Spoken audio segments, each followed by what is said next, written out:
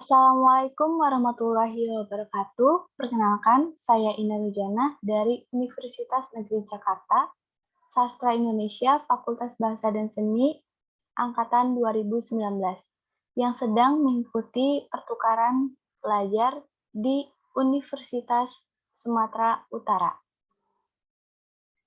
Saya akan menjawab pertanyaan dari tugas modul Nusantara mengenai bedah buku.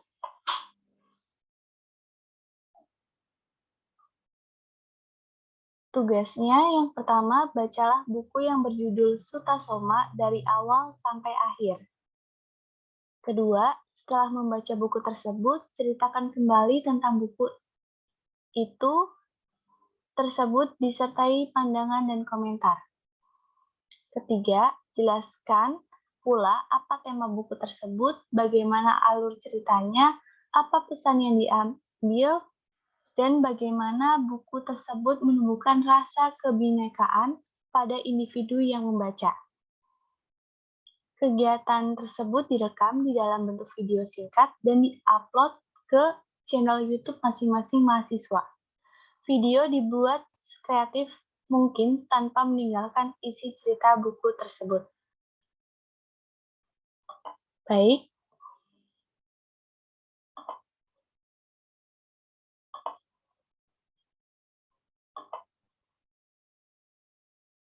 Anja sudah membuat PowerPoint untuk tugasnya.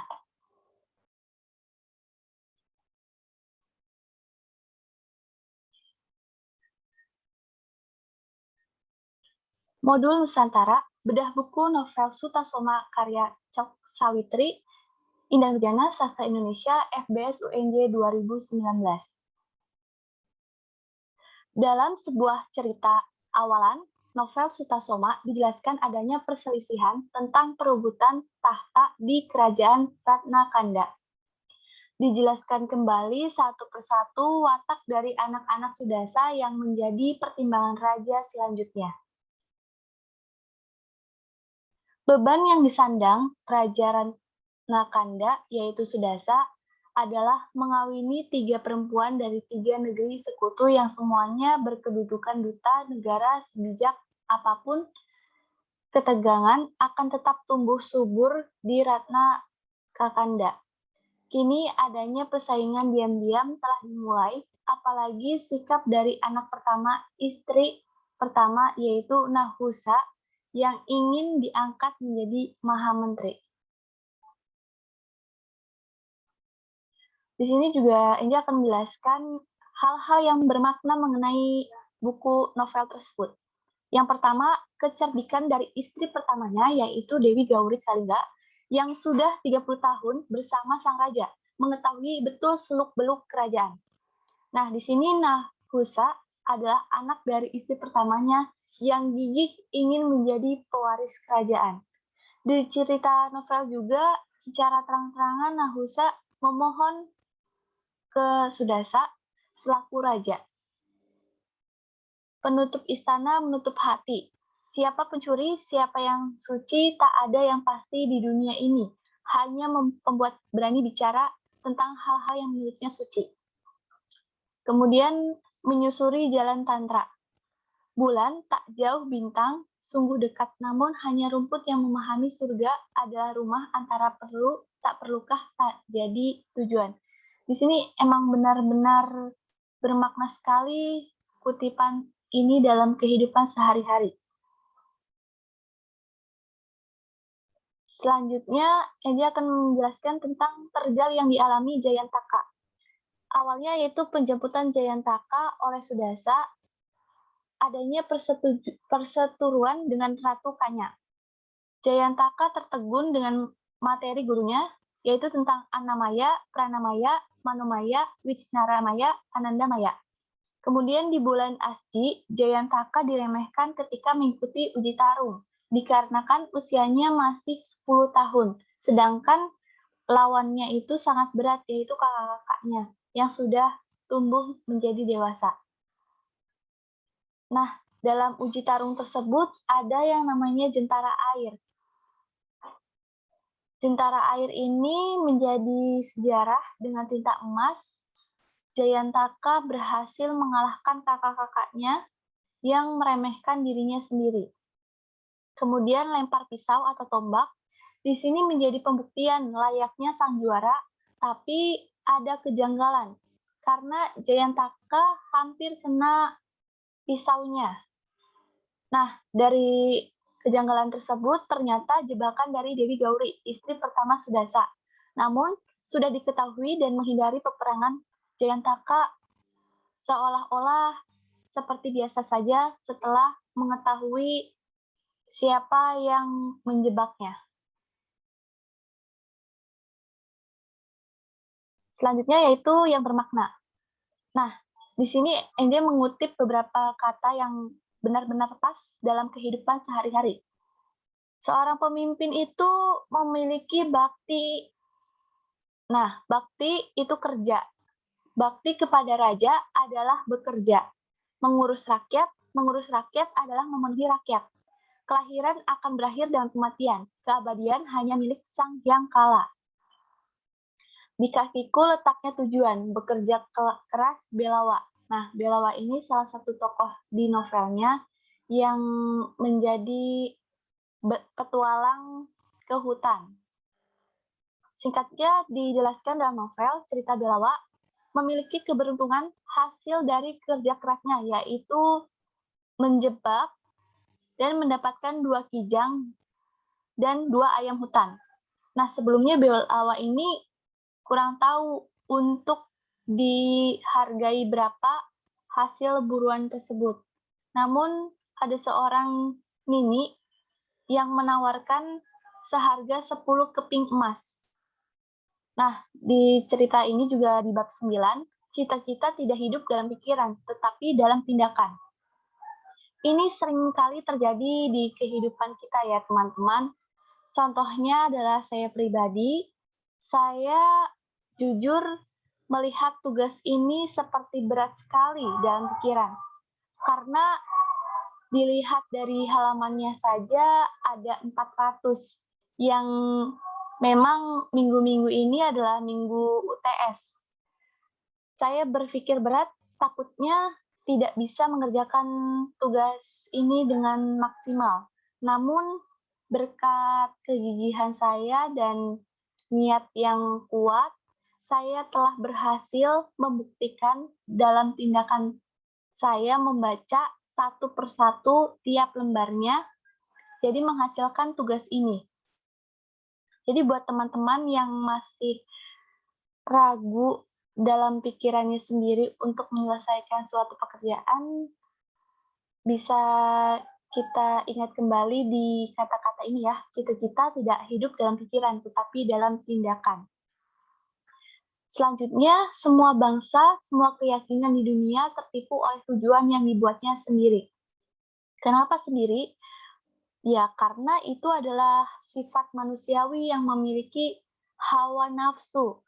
Sedangkan dunia dan bangsa hidupnya bukan kita sendiri, tapi ada beberapa orang yang ikut serta andil dalam kehidupan bermasyarakat. Selanjutnya, kisah Sutasoma dalam novel. Sutasoma berkata, jangan bahagia menyambut kelahiran, jangan bersedih untuk kematian, sebab manusia bukanlah manusia ketika ia terbebas dari 2 hal. Nah, 2 hal ini tuh seperti rintangan, hawa nafsu yang sering terjadi dalam kehidupan. Di buku ini juga dijelaskan ada banyak marga, yaitu marga Siwa, Wisnu, Durga, Ganesha, semua yang berbeda-beda agama, aliran, dan keyakinan dengan penuh martabat dapat melakukan kewajibannya. Nah, bila seorang raja berpihak satu saja, negara itu akan hancur oleh sikap pemimpin yang memperadukan keyakinan dengan tata negara. Jadi, ada 2 hal yang berbeda ya, teman-teman, antara tata negara dengan tata agama. Itu tidak bisa dijadi-satukan.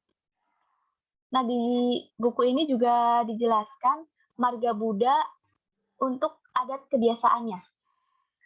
Nah, selanjutnya, hanya jalan memiliki tujuan, jangan mengira pikiran lebih pandai dari arah yang dibentangkan.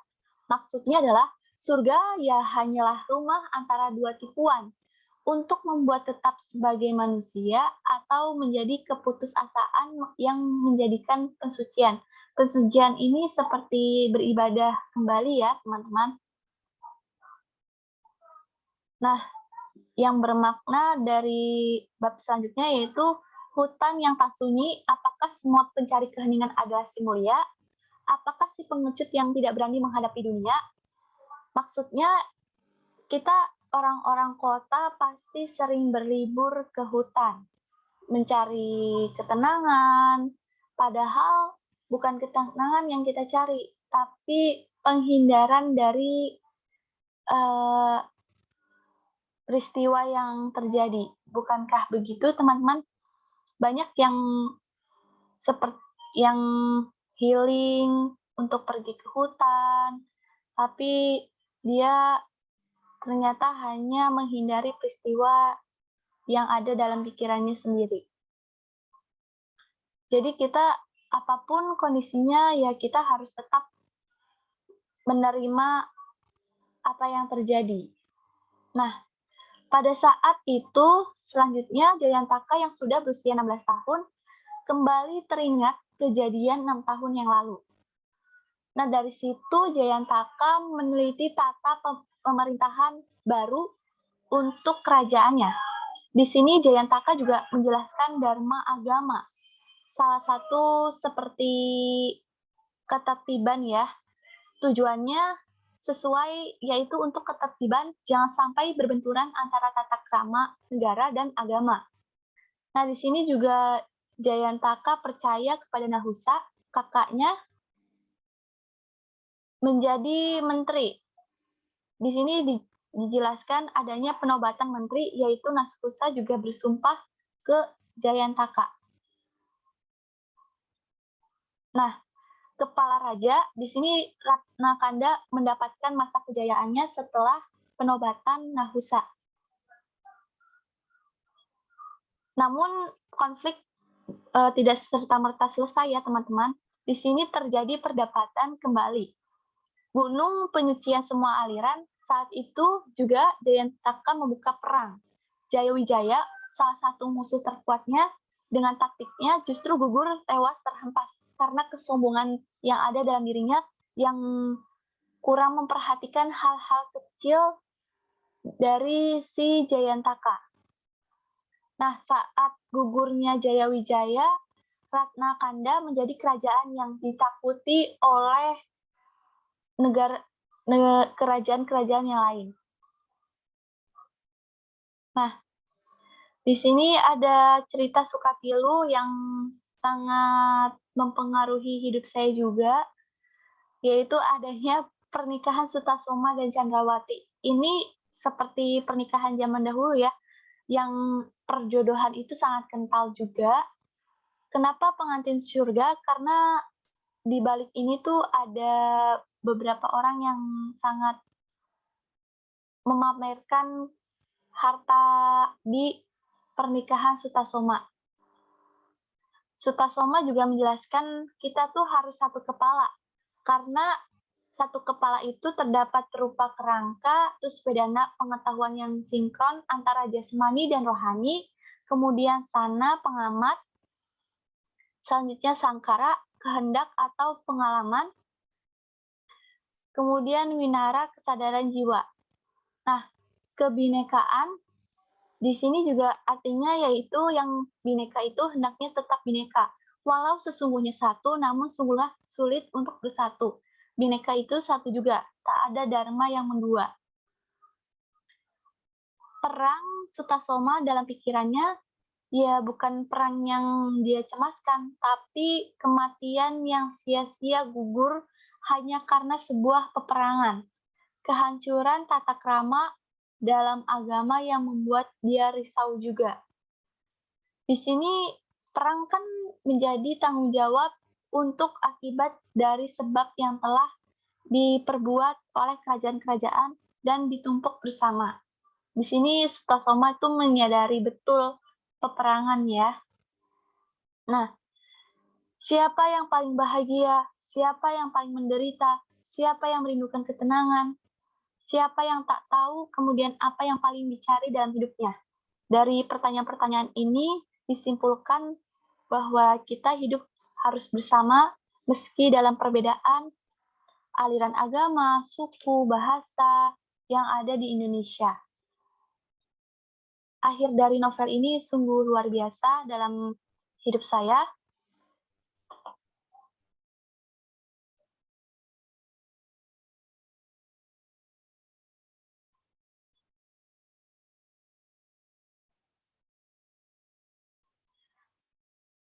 Tema buku ini adalah kebinekaan, yang artinya beragam, sudah dijelaskan di pemaparan saya tadi.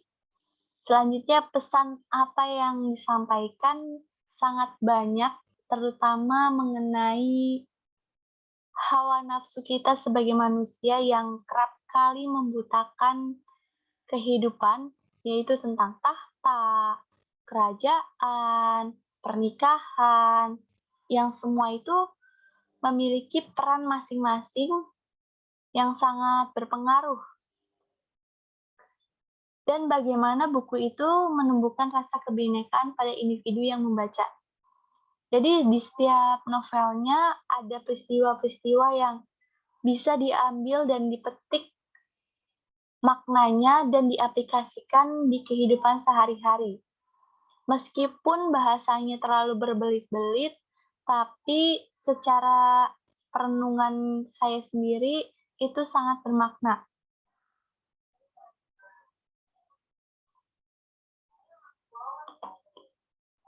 Cukup sekian tugas dari saya, semoga jelas dan bermanfaat. Wassalamualaikum warahmatullahi wabarakatuh.